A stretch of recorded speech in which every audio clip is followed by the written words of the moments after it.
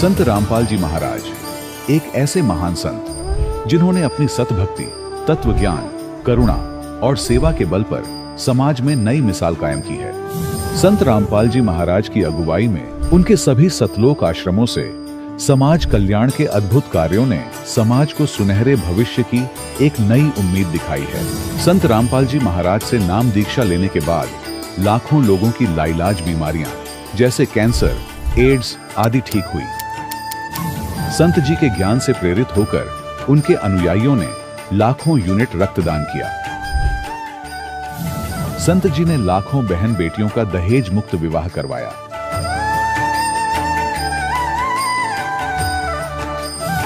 संत जी ने लाखों लोगों का नशा छुड़वाया, करोड़ों उजड़े परिवार बसे। संत जी के आश्रमों में समागम के दौरान निःशुल्क नेत्र चिकित्सा, दंत चिकित्सा प्रदान की जाती है।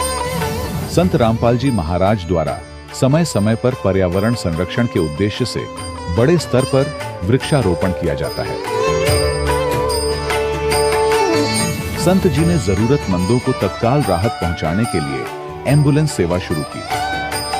संत जी अपने अनुयायियों को देहदान के लिए प्रेरित करते हैं, जिससे मानवता की सेवा और चिकित्सा क्षेत्र में सुधार हो सके।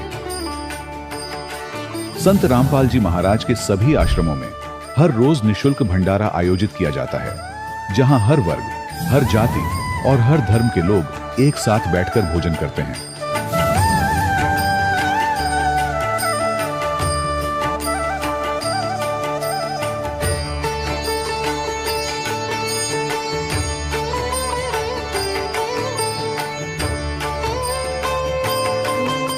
संत रामपाल जी महाराज की अन्नपूर्णा मुहिम ने गरीब और बेसहारा लोगों के जीवन में एक नई ऊर्जा और उम्मीद को जन्म दिया है।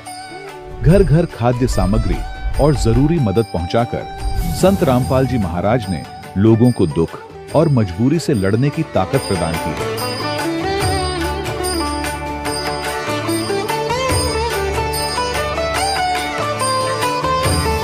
संत रामपाल जी महाराज द्वारा गरीब लोगों के लिए घर बनवाने का अद्भुत कार्य एक ऐसी मिसाल कायम कर रहा है जो सदियों सदियों संत जी की उदारता और दया भावना के तौर पर जाना जाएगा।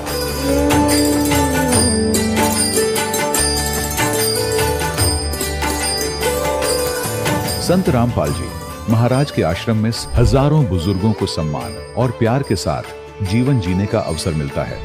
उनके खाने, रहने और स्वास्थ्य की पूरी जिम्मेदारी संत रामपाल जी महाराज उठाते हैं।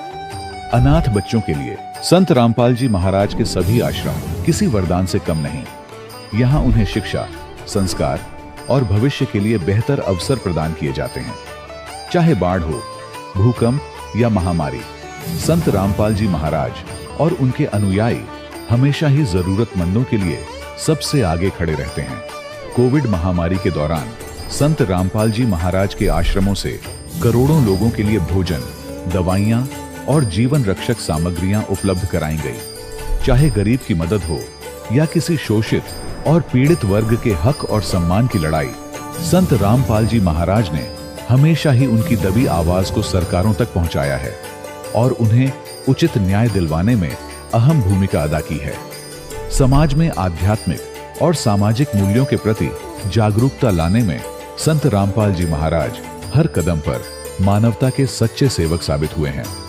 संत रामपाल जी महाराज का जीवन हमें सिखाता है कि सच्ची सेवा वही है जो निस्वार्थ भाव से की जाए।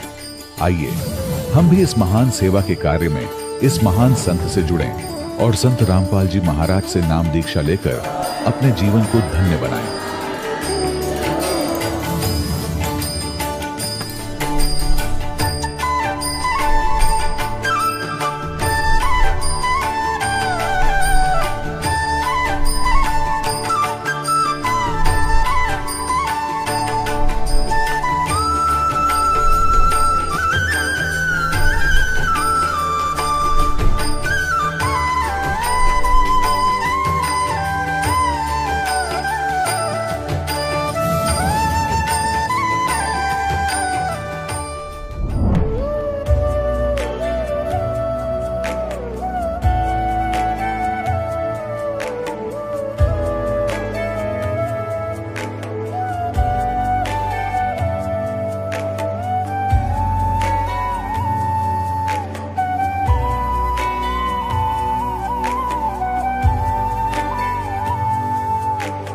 कौन ब्रह्मा का पिता है, कौन विष्णु की मां, शंकर का दादा कौन है, हमको दे बता।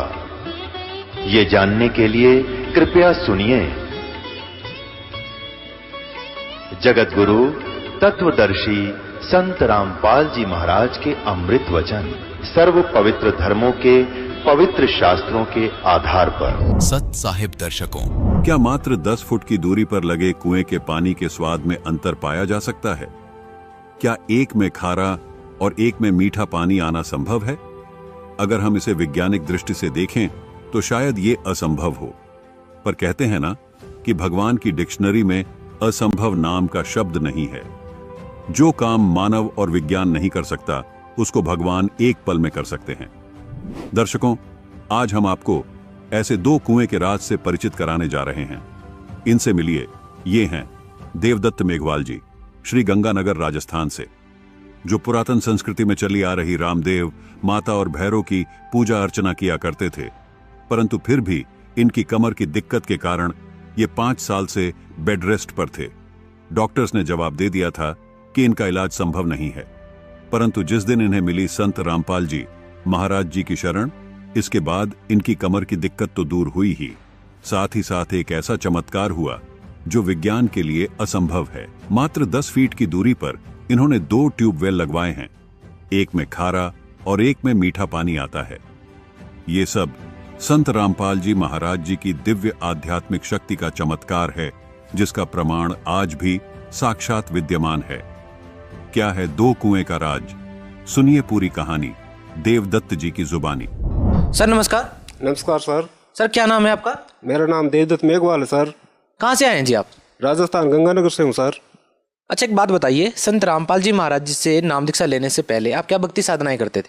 पहले मैं रामदेव महाराज की सेवा करता था, भक्ति करता था, गोसाई जी की भक्ति करता था और माता की भक्ति करता था, भैरों की भक्ति करता था जी। संत रामपाल जी महाराज से कब जुड़े? मैं संत रामपाल जी महाराज से 1 मार्च 2014 को जुड़ा था सर।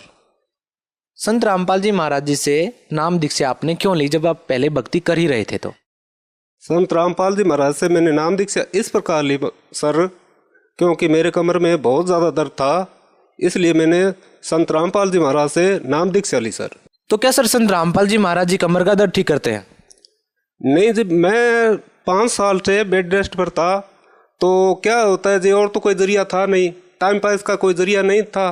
टीवी चला के कभी कोई नाटक देख लिया, कभी कोई फिल्म देख ली, करते करते करते करते क्या होता है, एक दिन संत रामपाल जी महाराज का सत्संग चल रहा टीवी पे, तो संत रामपाल जी महाराज ऐसे बताते हैं जैसे पहले तो ये लगते थे भी ये क्या साधारण सा है, तो खुल के परमात्मा बताते हैं। मैंने उस दिन गौर से नहीं सुना, दूसरे दिन फिर मैंने उसको गौर से सुना। सीता ने जो लक्ष्मण रेखा का उल्लंघन किया था, उसके बारे में संत रामपाल जी महाराज बता रहे थे सर।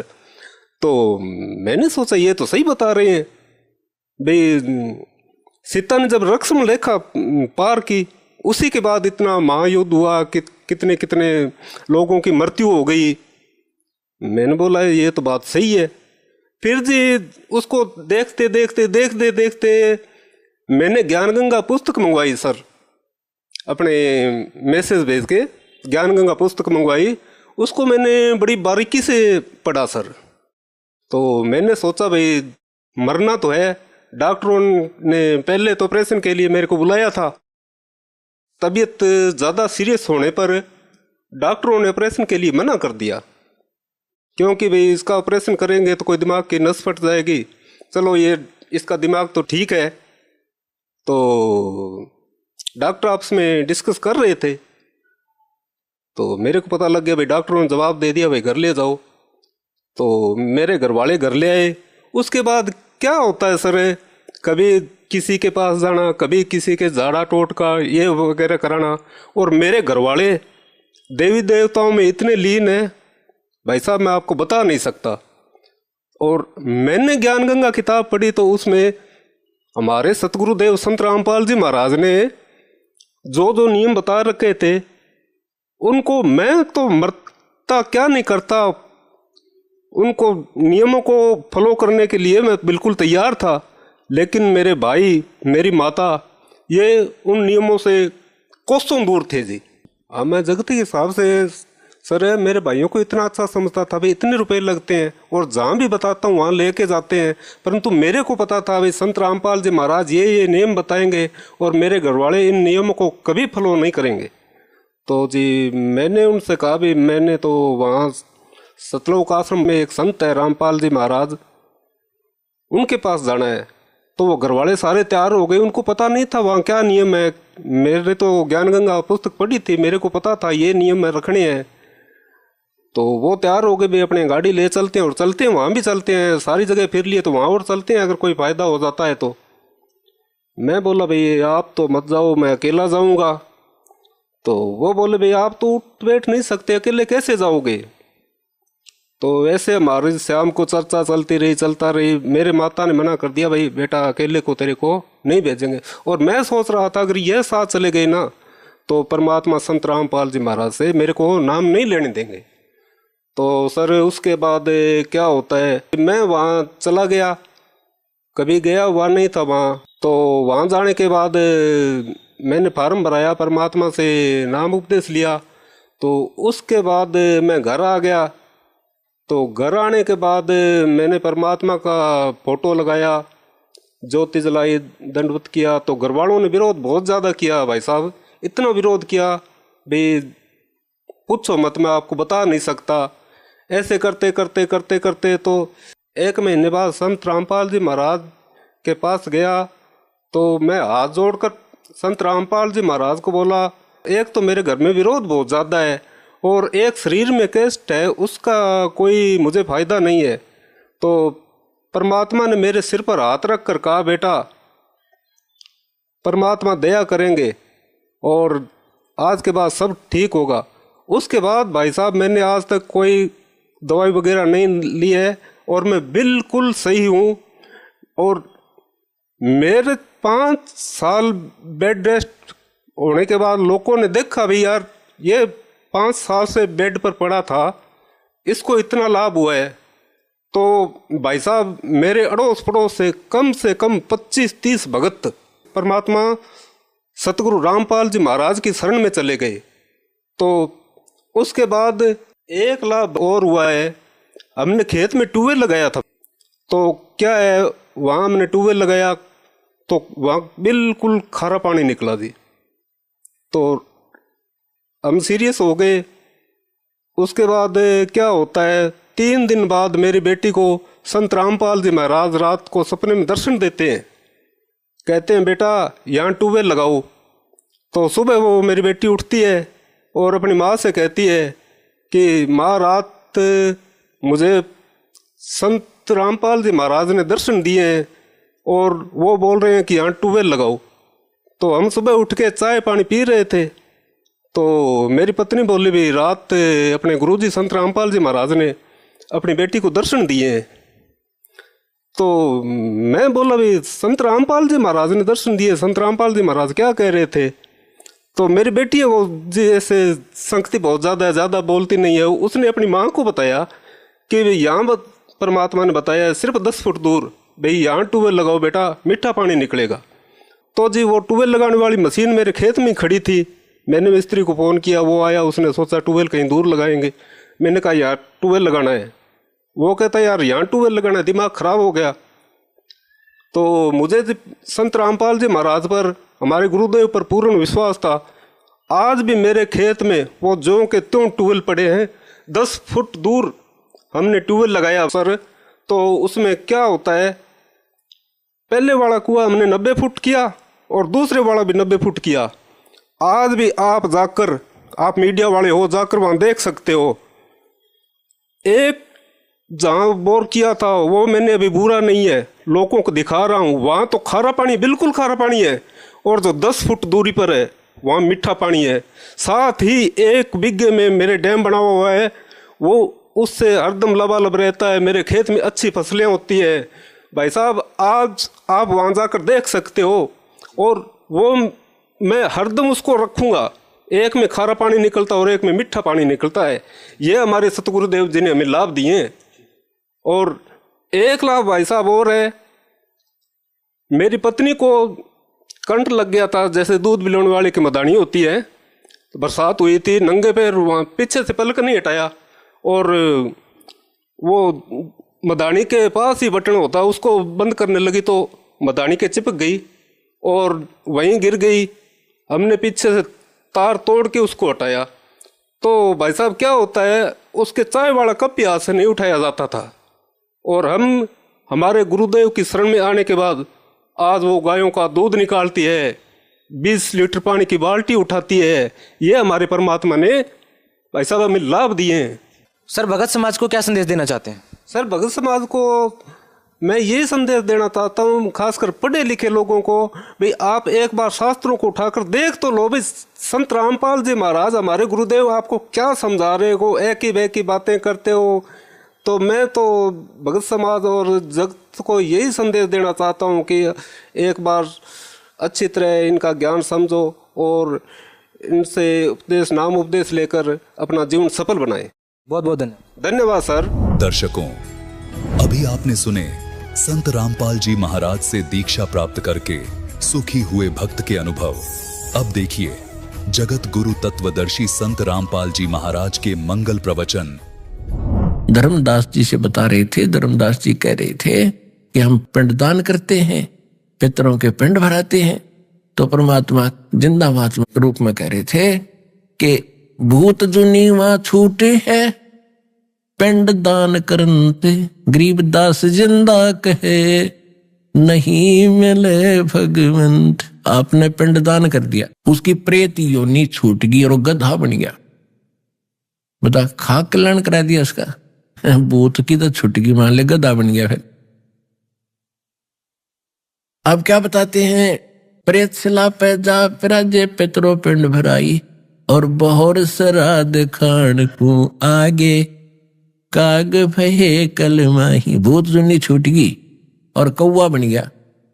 अब श्राद्ध निकालते हैं, जब कहते हैं छत पर कुछ भोजन रखो और कौवे ने खा लिया तो श्राद्ध सफल। क्यों?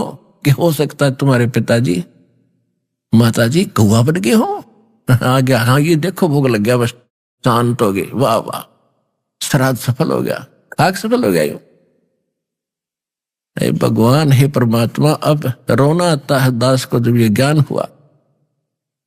अब कहां से मोक्ष कराने लगे थे कि अस्थियां उठाओ मृत्यु के पास उपरांत, शमशान घाट से अस्थियां उठाओ। किस लिए? इसका गति करा का हो, गंगा में डालो। वह पंडित जी के माध्यम से, अग्नि गुरु जी के माध्यम से जंतर मंत्र बोल के कुछ दान धर्म करके होगी गति। और फिर नो के इसकी 13वीं करो। किस लिए गति होगी?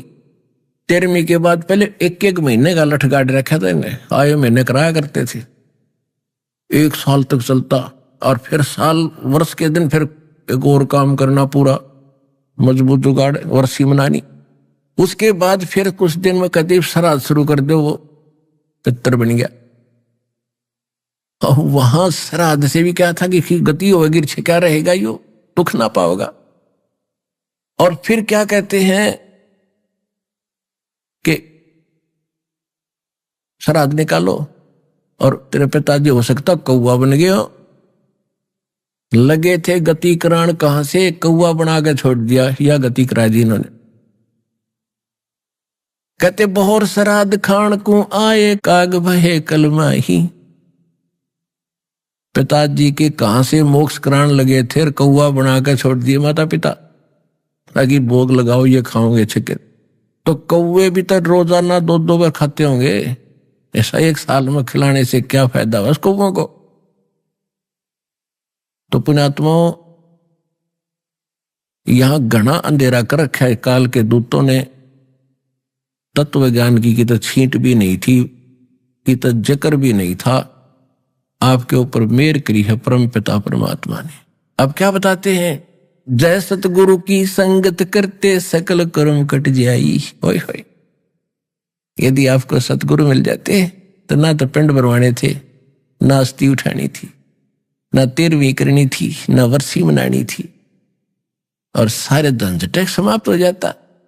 अमरपुरी पर आसन होते जहां धूप ना छाई, यानी अमरपुरी सतलोक में चले जाते, उस परम पद को प्राप्त करते जहां जाकर फिर लौटकर कभी संसार में नहीं आते। फिर क्या बताते हैं? संकेत दिया सुरत नृत मन पवन पयाना शब्द शब्द सुनाई। सतनाम जो आपको सारनाम मिलता है, सतनाम और सारनाम, इसका सुरत नृत मन और श्वास से सिमरण करना होता है। पवन कहते ये विधि बताओगा सतगुरु, और इसकी भक्ति करने से फिर शब्द शब्द समाई उस सच्चे मंत्र से उस अमर पद में पहुंच जाएंगे, सतलोक चले जाएंगे जहां कोई कष्ट नहीं, कोई जन्म मृत्यु नहीं किसी प्रकार की। फिर क्या कहते हैं? सुरत नृत मन पवन पयाना शब्द शब्द समाई। गरीबदास गलतान महल में मोहे मिले कबीर गुसाई। गरीबदास जी से पूछा कि आपको कैसे पता लगा कि मुझे सतगुरु मिले, कबीर परमात्मा मिल गए, जिन्होंने खुद आकर मुझे बताया ये मार्ग सही। भक्ति मुक्ति के दाता सतगुरु भटकत प्राण फिरंदा, उस साहेब के हुक्म बिना नहीं तरुवर पात हिलंदा। अपने आत्माओं, आज का जो सत्संग जहां से प्रारंभ हुआ था कि सतगुरु के बिना मोक्ष जीव का नहीं हो सकता, यह पहली कड़ी है। यानी प्रथम गुरु हो, फिर गुरु के अनुसार सब साधनाएं आपकी आजीवन ठीक चले, मर्यादा में रहोगे, तब आपका निश्चित मोक्ष भी होगा। और इस संसार में जब तक रहोगे पुण्यात्माओं, संसार से न्यारा जीवन जीवोगे, आप सुखी रहोगे, शांत रहोगे। कोई आपत्ति आवेगी तो दाता आपको खड़ा पास दिखाई देगा। इसलिए भगवान की हम खोज किया करते थे। अभी आप शुरुआत की है, धीरे धीरे समय दो परमात्मा ने। जैसे कई भक्त अपना अनुभव बताते हैं, जी आशीर्वाद से ठीक हो गए, कुछ कहते हैं जी जोत बोली अपना आदेश दिया उससे ठीक हो गए। तो पुण्यात्माओं, ये सब धीरे धीरे सबके लिए होगा। कहते धीरे धीरे रे मना, धीरे सब कुछ हो, माली सिंचे सोगड़ा, फिर समय आए फल हो। अब एक तो ऐसा रोगी है, डॉक्टर 2 गोली देता, शाम ने ठीक बुखार उतर गया। एक ऐसा रोगी है कि बिना इंजेक्शन लाने पड़ जा, लेकिन स्वस्थ होगा, डॉक्टर ओके है, दवाई सही चल रही है, ट्रीटमेंट सही है। तो इस प्रकार आप सभी भाई बहनों से दास की प्रार्थना है कि इसमें जल्दी ना करो, क्योंकि गढ़े दिन का दीर्घ रोग आपके असंग जन्म के पाप आपके हृदय में जमा होगे। अब उनको सबको काटना है, सबको नाश करना है, धीरे धीरे धीरे धीरे, और सारा ठीक हो जाएगा। जैसे एक आम का पौधा बोते हैं और उसमें सिंचाई करते हैं, आज सिंचाई करी, सुबह जो देखे फल लगे, इसका कहता है, तो वो ज्ञान नहीं उसको। जब ज्ञान होगा ये सोचे भी नहीं कि करें, जहां इस काम को करता रहे, उसकी सुरक्षा कर, इतना बड़ा होगा, इतना बड़ा, फिर जब फल लगेंगे, जब देखना उसका आठ देश में। तो यह सत भक्ति रूपी आम का पौधा अपना बोया है, इसकी सिंचाई करो, जैसे दास बता रहे, इसकी सुरक्षा करो, मर्यादा में रहो, और फिर देखना आपके जीवन में दिखा दूंगा कितने ठाठ कर दिया जाता, दुनिया देखा करेगी आप।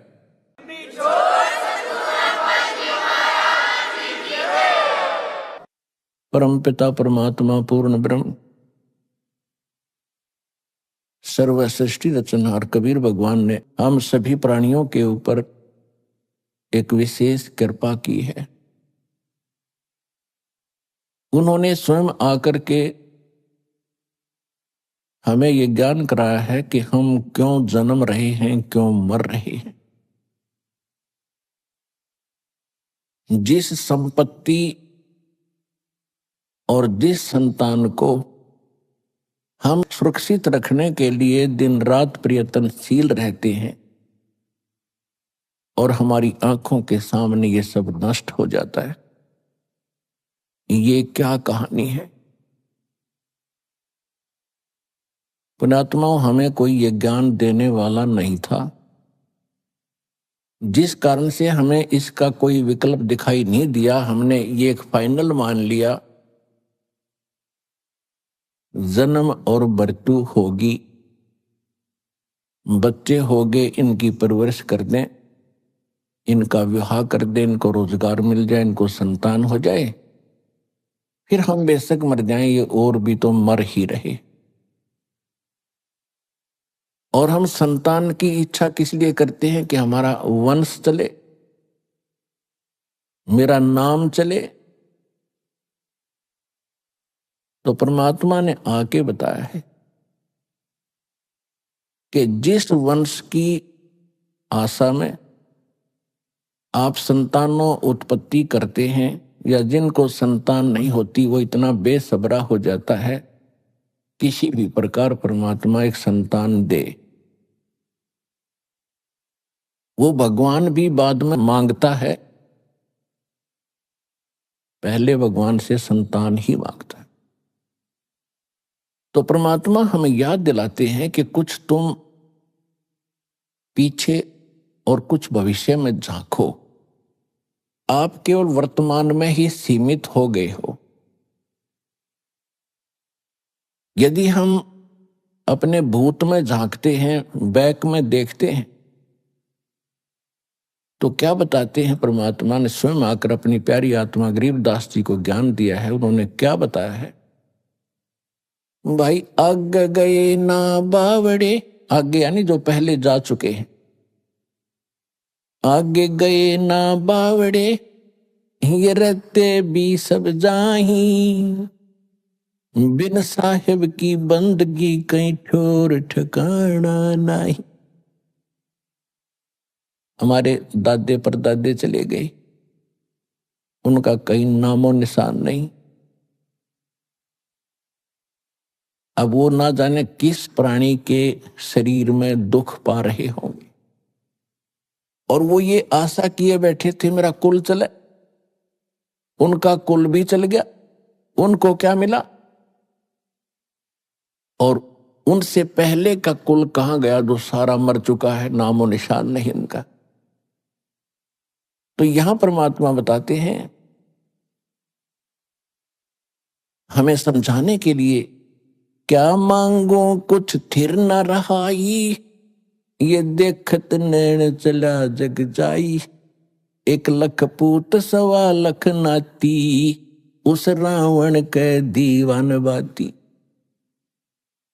आप एक संतान प्राप्त करके यदि बधाई बांट भी लोगे 2 दिन, परमात्मा कहते हैं रावण के तो 1,00,000 पुत्र थे, और आज उसके कोई दीपक लगाने वाला शेष नहीं।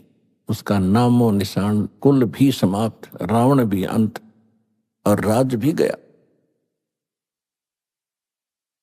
तो हमें परमात्मा ये याद दिलाना चाहते हैं, पहले यानी पीछे जो कुछ हो चुका है उसकी ये दशा है। वर्तमान में आप देख ही रहे हो,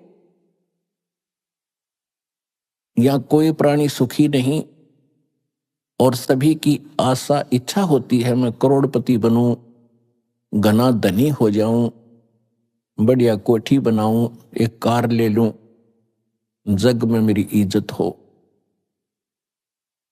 क्योंकि हमने इतनी ही पढ़ाई पढ़ रखी अभी तक।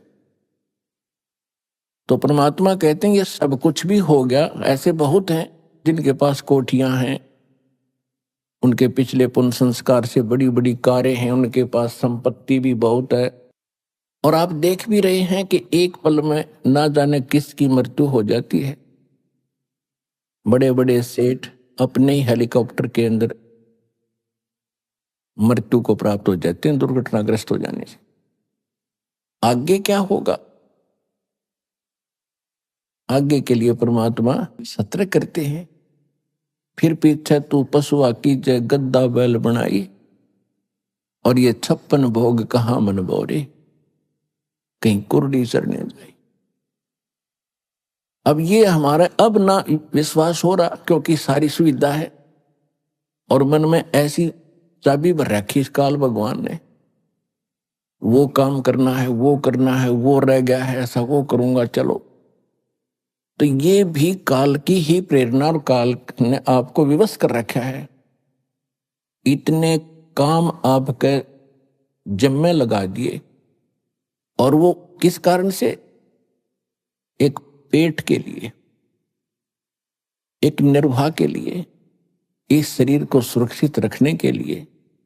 मकान बनाना है, कपड़े पहनने हैं, खाना खाना है। ये सारा इस शरीर की सुरक्षा के लिए है कि वो ठीक ठाक बना रहे। और इसका कोई भरोसा नहीं है कब बिजली गिर जाए और किस कारण से अंत हो जाए। तो यहां परमात्मा कहते हैं, कबीर ये तन जाएगा, सके तो ठहर ला,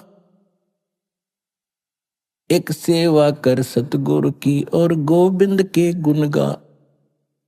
के शरीर तो एक दिन तुम्हारा जाएगा और तेरा संस्कार जितना भी मनुष्य जीवन का उसके आते ही तुरंत नष्ट हो जाएगा, चाहे तेरा कितना काम शेष हो। उस समय नहीं देखा जाएगा कि तेरा लड़का विवाह नहीं हुआ है, लड़की ब्याही रहेगी, ये नहीं देखेगा। एक भक्त बता रहा था कि मेरे मामा जी का 5-6 लड़कियां थी और हमारे समाज में लड़कियों को एक अपने ऊपर अपने आप गलत परंपराएं बनाकर हमने अभिशाप मान लिया। उनके दहेज में पता नहीं के खर्चे करने पड़ते हैं, जिस कारण से वो कहता मेरी मामी बात न उतन गई थी। 3 लड़कियों का विवाह इकट्ठा रख रखा था। जिसके घनी बेटियां हों तो इन्हें सोचा एक बार में सारा खर्चा हो जाए, ठीक ठाक निमट जाए। अब जिसकी 3 बेटियों का विवाह हो उसके दिमाग में कितना बर्डन होता है। वो चल कहीं रहा होता, सोच कहीं रही होती है। इसी प्रकार वो बस स्टैंड पर खड़ी थी और ध्यान यही था, उसको ऐसे लाऊंगी, उसको ऐसे करूंगी, वहां से पैसे मिलेंगे। इतने में पीछे से ड्राइवर बस बैक करे था और वो गलत बैक होगी और वो माई बस स्टैंड के पिलर और पोल और बस के बीच में लग गई। उसको ध्यान नहीं रहा क्योंकि वो तो सोच कहीं और रही थी। वहीं मृत्यु को प्राप्त होगी। तो परमात्मा कहते हैं तेरा जब समय आएगा एक सांस तुझे नहीं मिलेगा। फिर इसके बाद बताते हैं कि इसका एक विकल्प बताया है परमात्मा ने, कबीर ये तन जाएगा, सके तो ठाहर ला, एक सेवा कर सतगुरु की। और फिर जो वो बताएं उस आधार से भक्ति कर, गोविंद के गुण गा। ठार का अर्थ होता सपोर्ट। पुराने मकानों में कच्चे मकान होते थे, कड़ी और सतीर ये छत दी जाती थी। अभी गांव में तो ऐसा ही है। तो कभी कभार कई बार कोई सतीर या कड़ी टूटने को हो जाती तो उसके नीचे एक बल्ली लगा दिया करते, मोटी कड़ी, मोटा लकड़, नीचे ईंटों का सपोर्ट देकर उसके सपोर्ट दे देते थे, ऐसे खड़ी लगा देते थे। तो वो ठाहर बोलते हैं उसको, ठाहर। तो वो ठार लग जाने से वह कड़ी वहीं रुक गई और छत गिरी नहीं। अगर वो ठार नहीं लाते तो कुछ दिनों में कड़ी टूट कर पूरी छत गिर जाती। ऐसे सतीर के नीचे भी समस्या आ जाती थी तो उसको भी ऐसे ठार देते थे। तो परमात्मा कहते हैं ये मनुष्य जीवन तो आपका जो समय आएगा समाप्त होगा और आपका सारा कार्य दरा दराया रह जाएगा। इससे बचने के लिए भी आपने परमात्मा के नाम की, सच्चे गुरु की ये ठाहर लानी पड़ेगी। वो ठाहर लगने के बाद फिर जीवन एक्सटेंड हो जाएगा। और वो भी समर्थ परमात्मा कबीर भगवान की शरण में आने से वो ठाहर लगेगी। और कोई न ब्रह्मा जी, न विष्णु जी, न शिव जी, न ब्रह्म, न परब्रह्म ये आपके जीवन को एक्सटेंड नहीं कर सकते। तो यहां परमात्मा कहते हैं कबीर ये तन जावेगा और सके तो ठाहर ला। फिर वो ठाहर बताई है, कौन सी ठाहर लाई? एक सेवा कर सतगुरु की और गोविंद के गुण गा।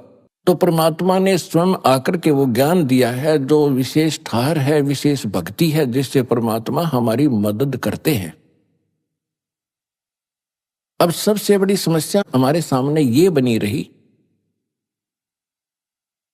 कि भी कोई परमात्मा को कैसा बताता है, कोई कैसा बताता है। कोई किसी को भगवान बता रहा है, कोई श्री राम को भगवान बताता है, कोई विष्णु जी को, कोई शंकर जी को, कोई ब्रह्मा जी को ही सर्व सृष्टि रचनहार बताता है, कोई शक्ति यानी दुर्गा जी को, और कोई एक ब्रह्म को पूर्ण परमात्मा मानकर उसकी साधना करके स्थिर है, निश्चिंत है। उसके बाद फिर मोक्ष मार्ग क्या है, मोक्ष का साधन क्या है, वो भी कोई कुछ बता रहा है, कोई कुछ बता रहा है, कोई मंत्र देता है, कोई मंत्र देता है। जब तक हमें तत्व ज्ञान नहीं था तो हम यही मान लेते थे कि साधु संत भगवान से परिचित है, और उन्होंने एक सिद्धांत हमें गलत दे रखा था कि गुरु जो है कुछ भी जाप दे दे, कोई भी मंत्र बतावे, साधना बतावे, उसी से मोक्ष हो जाएगा। अब हमें पता चला कि जैसे हमने किक्कर काटनी है, बबूल या जंडी काटनी है, और उस जंडी काटने के लिए किसी ने लकड़ का घन दे रखा हो और लकड़ की कुहाड़ी दे रखी हो, उससे वह जंडी कटे नहीं। जंडी कटेगी लोहे की आरी से और लोहे के साधन से, यानी लोहे की ही उससे काटनी पड़ेगी वह। तो ये है उसका तरीका जंडी के काटने का, या तो आरी हो या कवाड़ी हो, कति पैनी वह कटे लोहे की। तो इसी प्रकार परमात्मा के पाने का जो विशेष साधन है वो ही तरीका अपनाना पड़ेगा। और वो कहाँ प्रमाणित है, उसके लिए सबसे पहले हमारे सदग्रंथ प्रमाणित है। हमारे सदग्रंथों में जो मार्ग लिखा है वो गॉड गिवन है, परमात्मा का दिया हुआ है। और परमात्मा ने जो ज्ञान दिया वो सत्य है। बाकी अन्य जीव की ऋषि जो है, ऋषि हैं, ब्रह्मा विष्णु महेश हैं, ये जीव संज्ञा के अंदर है। इनका जो अनुभव है यदि भगवान के उस दिए हुए ज्ञान से नहीं मेल खाता है तो वो ज्ञान व्यर्थ है, वो सही नहीं है। अब सबसे पहले तो ये निर्णय करना पड़ेगा कि वो सदग्रंथ कौन से हैं। अब सबसे पहले एक नंबर का ग्रंथ है सूक्ष्म वेद, जिसको सूक्ष्म वेद भी कहते हैं, जिसको तत्व ज्ञान भी कहते हैं। वो तो है ऑल इन वन, यानी उसमें तो कंप्लीट स्पिरिचुअल नॉलेज है। लेकिन सूक्ष्म वेद आपने सुना नहीं और कभी देखा नहीं तो ये इस पर अविश्वास होता है। इसलिए हमने सबसे पहले उन सदग्रंथों से ही प्रमाणित करना पड़ता है जिनको आप आज तक सत्य मानते रहे। सूक्ष्म वेद के बाद हैं 4 वेद, यजुर्वेद, ऋग्वेद, सामवेद और अथर्ववेद। इन्हीं 4 वेदों का निष्कर्ष श्रीमद् भगवत गीता, ये है गॉड गिवन स्पिरिचुअल नॉलेज। और ये किसने ज्ञान दिया था? ये पूर्ण परमात्मा ने, सत्य पुरुष ने, अमर पुरुष ने जब ये सृष्टि काल की रची थी उसी समय परमात्मा ने अपने सतलोक से इस काल के कंप्यूटर में, ब्रह्म के सरपुरुष के अंतःकरण में ये कंप्लीट स्पिरिचुअल नॉलेज, ये सूक्ष्म वेद फीड कर दिया था, फैक्स कर दिया था, उसका निर्धारित समय रख दिया था। उसके बाद ये सृष्टि रची गई। ब्रह्मा विष्णु शिव जी का जन्म हो चुका था। तो उस समय सरपुरुष के श्वासों के द्वारा ये 4 वेद बाहर प्रकट हो गए। अपने आत्माओं, आज से 50 वर्ष पहले ये बातें चलती थी तो अविश्वसनीय थी कि ये कैसे हो सकता, अब ये इतने मोटे कागज अंदर से एक सांस के द्वारा बाहर कैसे आ गए और वहां सतलोक से यहां कैसे आ गए। तो अब परमात्मा ने पहले आपको ऐसी साइंस दी, और जो साइंस आपकी भौतिक साइंस है, परमात्मा की साइंस इससे भी कई गुना सूक्ष्म और एक्यूरेट है, एफिशिएंट है। अब जैसे आजकल तो बहुत सिस्टम हो गए, पूरे के पूरे ग्रंथ कंप्यूटर में डाउनलोड कर देते हैं 1000 किलोमीटर दूर एक वायर के माध्यम से, पतली सी वायर के माध्यम से, और वायरलेस सिस्टम में हो गया, वहां पहुंच जाते हैं, हवा में पहुंच जाते हैं, हवा से फिर वहां आकर दूसरे के कंप्यूटर में डाउनलोड कर लो, नो के नो प्रिंट हो जाते हैं।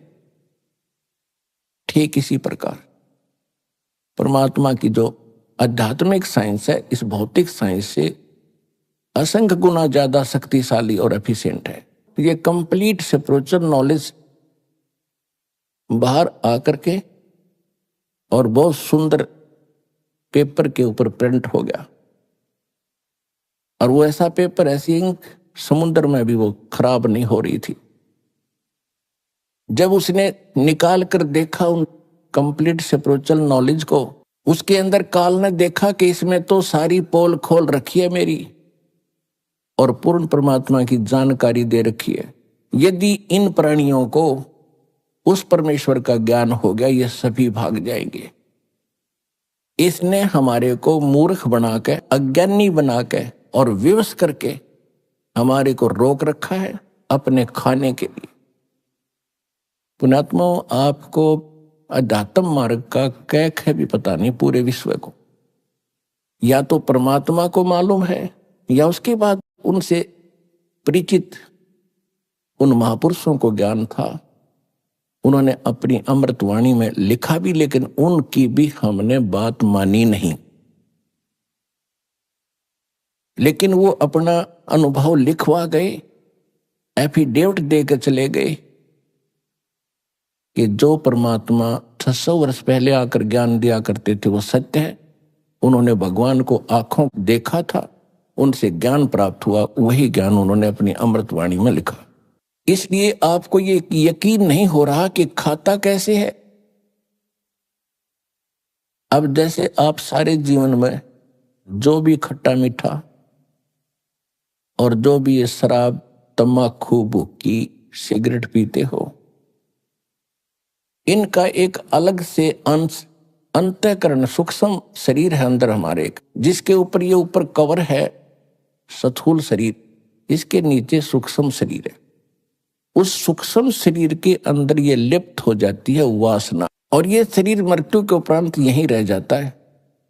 ये जीव उस सूक्ष्म शरीर युक्त ऐसे स्थान पर जाता है जहां इसने एक व्यवस्था कर रखी है, जिसको तपत शिला बोलते हैं। वहां जाकर गिरता है, और उसके अंदर से वो वासना गंध निकालने के लिए ऐसा सिस्टम बना रखा है कि वो बहुत हीट है उस तपत शिला के अंदर, और ये प्राणी वहां पर ऐसे चटक मटक करता जैसे खील भूनते हैं, और इसके अंदर से वो गंध निकलता रहता है, पटक पटक होकर ये बेहोश हो जाता है। और जिसके अंदर ज्यादा वासनाएं होती हैं, ज्यादा जिसने शराब पी रखी, तंबाकू पी रखा हो, या और बकवाद कर रखी है, तो वो ज्यादा समय तक तपत शिला पर दुख पाते हैं, उनमें ज्यादा मटेरियल होता है काल का। उसके बाद फिर वहां से उनको फेंक दिया जाता है अपने कर्मानुसार। वो कहीं जाओ, कोई गधा बनो, कुत्ता बनो, सुअर बनो, चाहे राजा बनो, चाहे देवता बनो, वो बाद की बातें। अब जैसे बादाम ऊपर से खाने का नहीं है, उसके अंदर गिरी है। जिसने कभी सिस्टम देखा ना हो तो कोई कहे ये बादाम है, बहुत अच्छा है, तो अनजान व्यक्ति ये सोचेगा ये तो दांत भी ना गढ़ते, इसने खावा कैसे। उसके फोड़ने के बाद पता चलता उसके अंदर खाने की वस्तु कोई और है। ठीक इसी प्रकार इस काल ने आप जी को यहां धोखा देकर क्या हुआ है। जैसे कसाई बकरे पालता है, परमात्मा ने आकर अपनी प्यारी आत्मा धर्मदास जी को बताया, और वही ज्ञान अन्य महापुरुषों को दिया और गरीबदास जी को बताया कि जैसे कसाई बकरे पालता है, उनके लिए सब सुविधा देता है, उनके लिए एक चरागाह बनाता है, शेड डालता है, झोंपड़ी, चारों तरफ हिंसक प्राणियों से, पशुओं से बचाने के लिए बाड़ करता है, अंदर ही तालाब बनाता है, और 2-3 पाली रख देता है उनको संभालने के लिए। तो वो नर्मदा छोड़ देता है, वो बच्चे पैदा करते हैं, उनमें कितनी ममता जितनी आप और हम की अपने परिवार के अंदर है। और उनमें आपस में भी कोई बकरा बकरी किसी के बच्चे को कोई सिर मार देता है तो फिर उसके साथ लड़ने मरने को तैयार हो जाते हैं। यानी उस बच्चे के माता पिता कि तुमने मेरे बच्चे को क्यों मारा। तो वही वृत्ति जो हमारे अंदर है, वही पशु बने हैं, उनमें जौकी तो वही है। आपस में हम लड़ते रहते हैं और हम सभी आहार काल के हैं।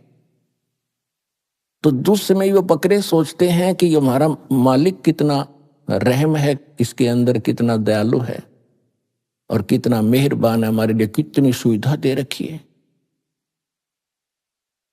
और उस समय वो भूल जाते हैं जब उनको उस श्याम को कान पकड़ पकड़ कर ले जाता है। उस समय वो नहीं देखता किसका बेटा है, कौन किसकी बेटी है, कौन किसकी मार, कौन किसका बाप है।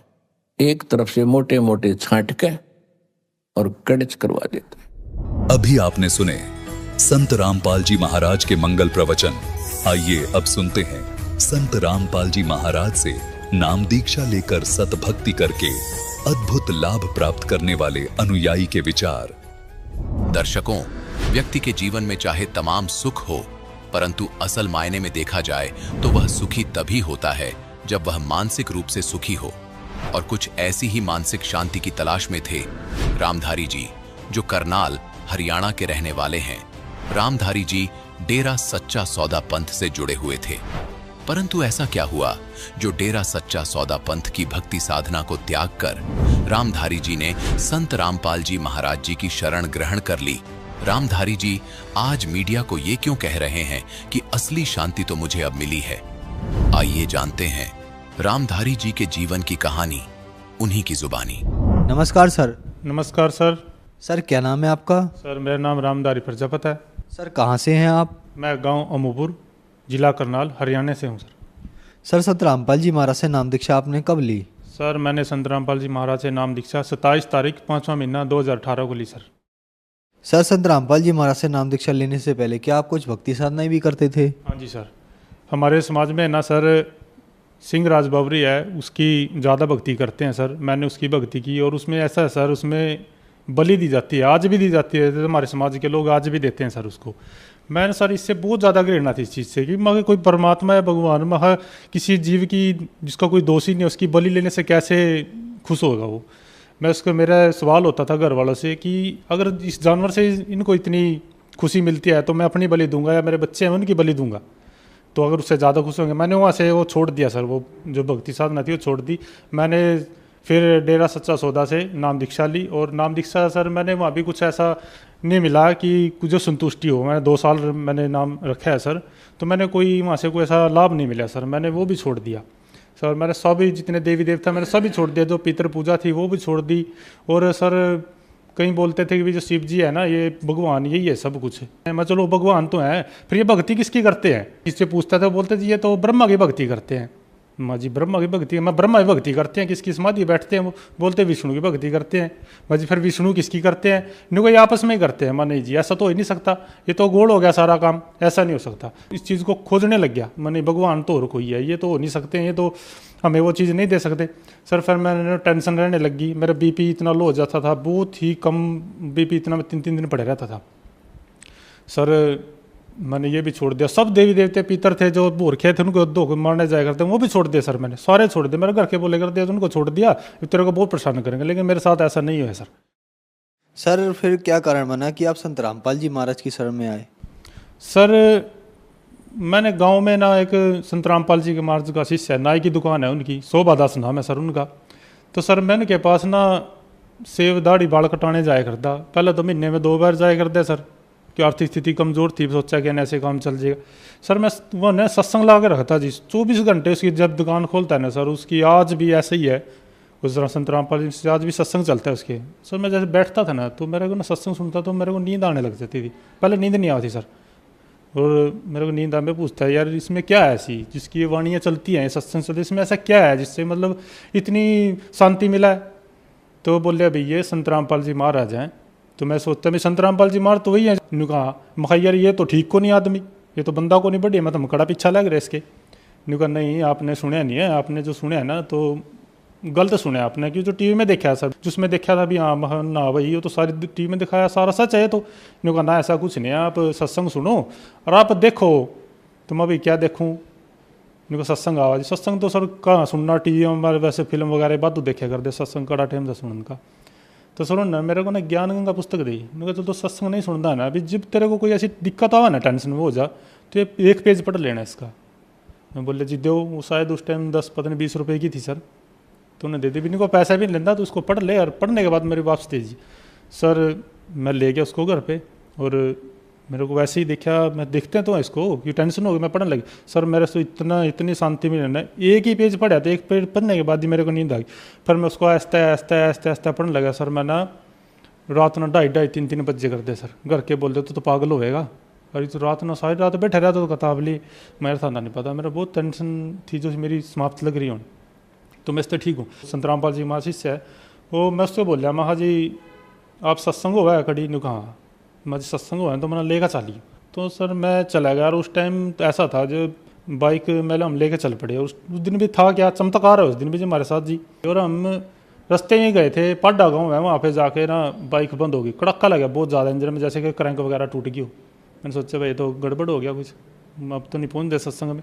मैं सोचा मैं चलो मैं जिस जहाँ जा रहे हैं ना, तो वो अपने आप ही मेहर करेंगे सर। बाइक रुक गई तो मैंने किक मारी, स्टार्ट होगी, पहुँच गए सर। हमने सत्संग सुना, बहुत अच्छा लगा, बहुत अच्छा लगा। संत रामपाल जी महाराज का हमने सत्संग सुना, बहुत अच्छे विचार थे। उस दिन गीता ही शायद खोल रखी थी, गीता में दिखा रहे थे भी ये था, उस समझ में तो नहीं आया था इतना, तो हमने भाई ये तो बहुत सारी प्रमाणित बता रहे हैं, जो भी बता रहे हैं सारा प्रमाण है, तो इसमें झूठ तो कोई बात नहीं, जैसा हमने सुना था भाई ऐसे तो कुछ नहीं है, तो बहुत स्पष्ट बात बता रहे हैं। तो सर उनको भगत थे जो वहाँ पे शिष्य थे संत रामपाल जी, उनको बोले भाई मेरी तो बाइक ख़राब होगी, हम तो टेम्पो में डाल देनी पड़ेगी। बोले ऐसा कुछ नहीं है, तुम चलो ये दौड़ेगी ये तो। सर ऐसा ही होया, मैंने आगे हम सर आगे ना अगले दिन ना बाइक स्टार्ट नहीं हुई सर, बाइक नहीं स्टार्ट हुई। मैं बोले ये तो भाई परमात्मा का चमत्कार ही है जो हमें लेगी आगे, आज कुछ भी नहीं है इसके अंदर, बिल्कुल भी नहीं है, तो ख़त्म हो रही है। तो सर मैंने सोचा मैं भाई ये तो खर्च हो गया, पहले आप तंग हो रहे यार, ये खर्च हो गया 5-6 हज़ार रुपये का, तो इंजन कराना पड़ेगा। सर मैंने 1-2 दिन पूछे, वो 5 हज़ार लगेंगे भाई इंजन में, कोई 6 हज़ार रुपये लगेंगे, कोई 4 हज़ार लगेंगे। सर वो भी चमत्कार है हमारे साथ।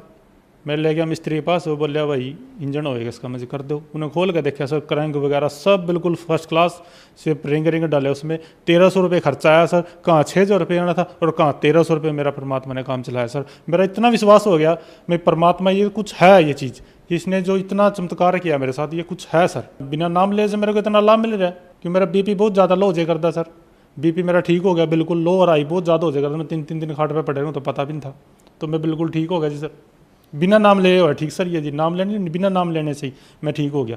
तो मैं 27 तारीख 5वां महीना 2018 को करनाल सत्संग था, मैं वहाँ पे नाम दीक्षा लेके आया संत रामपाल जी महाराज से सर। हाँ जी सर, संत रामपाल जी महाराज से नाम दीक्षा लेने के बाद आपको क्या क्या लाभ प्राप्त हुए?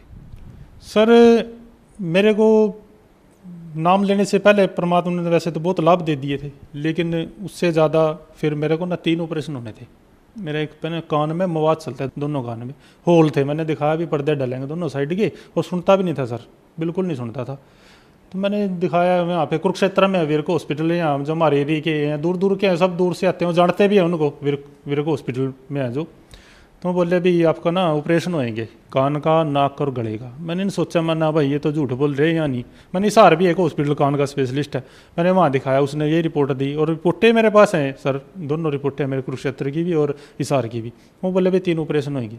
मैं बोले यार मेरे पास तो कुछ नहीं है, इन्हें कान का ऑपरेशन खर्चा बोला था भी 18,000 रुपये कान का खर्चा आएगा, बाकी 2 ऑपरेशन है उनका अलग अलग खर्चा है, मतलब 50,000 रुपये 60,000 रुपये लगभग उनका खर्चा था। तो मैं बोले भाई काम छोड़ना पड़ेगा आपको, कम से कम 5-6 महीने तो आपको काम पे भी जाना पड़ेगा।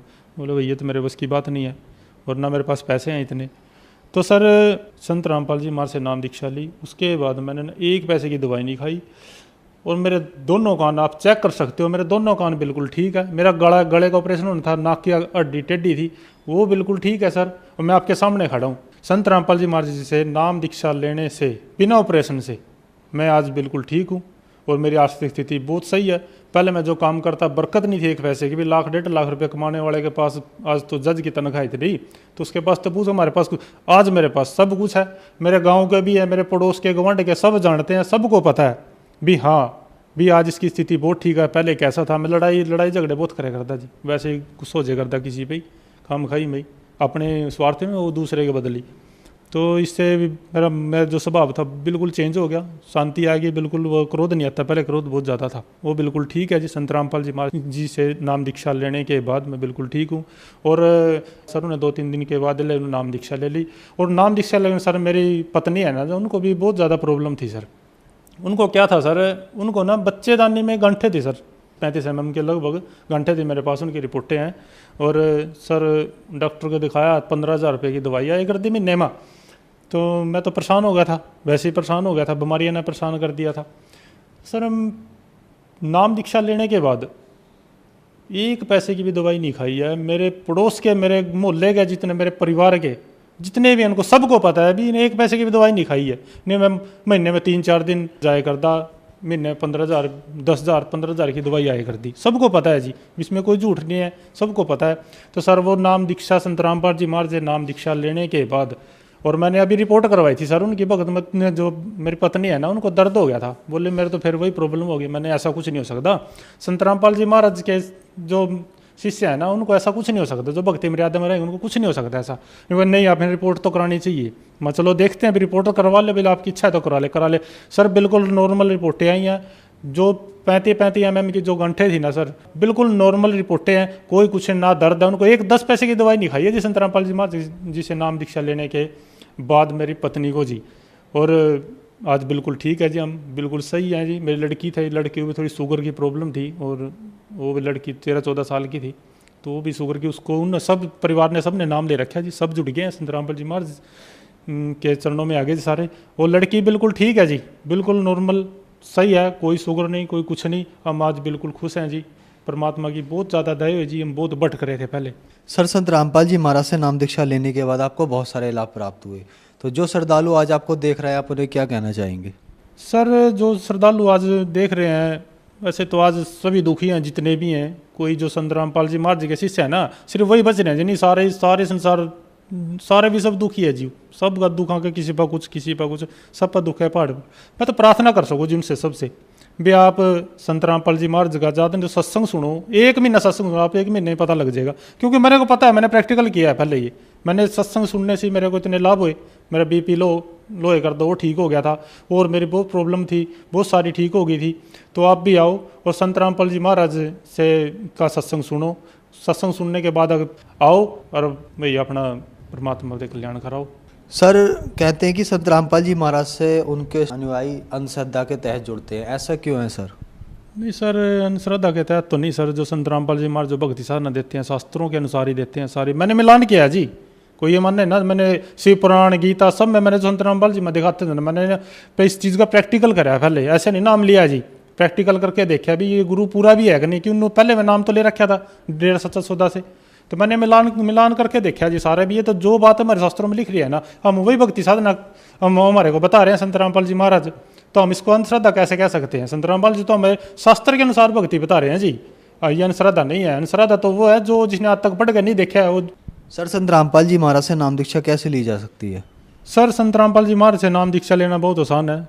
सबसे पहले तो जो ज्ञान गंगा पुस्तक भी आती है, सबके पास लोग पढ़ते भी हैं, उसमें भी संत रामपाल जी महाराज के जो मोबाइल नंबर लिखे हैं सर सेंटरों के, जहाँ पे नाम दीक्षा दी जाती है, उनसे संपर्क कर भी आप नाम दीक्षा ले सकते हो। टीवी भी आता है शाम को सत्संग, उस पर नीचे पट्टी ये चलती है, उस पर नंबर लिखे हैं नाम सेंटरों के, आप उनसे कांटेक्ट करो। आपको नज़दीक का जो नाम सेंटर होगा उसका आपको एड्रेस दे देंगे, आप वहाँ जाके संत रामपाल जी महाराज से नाम दीक्षा ले सकते हैं।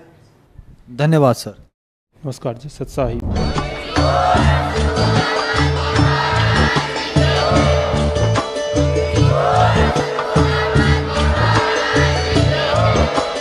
आप सुन रहे थे जगत गुरु तत्वदर्शी संत रामपाल जी महाराज जी के मंगल प्रवचन। अधिक जानकारी के लिए विजिट कीजिए हमारी वेबसाइट www.jagatgururampalji.org। संत रामपाल जी महाराज जी के शुभ आशीर्वाद से पूरे विश्व भर में 500 से भी ज्यादा नाम दीक्षा केंद्र हैं, जिन पर संत रामपाल जी महाराज जी द्वारा ऑनलाइन निःशुल्क नाम दीक्षा दी जा रही है। अपने नजदीकी नाम दीक्षा केंद्र का पता करने के लिए संपर्क करें 8222880541।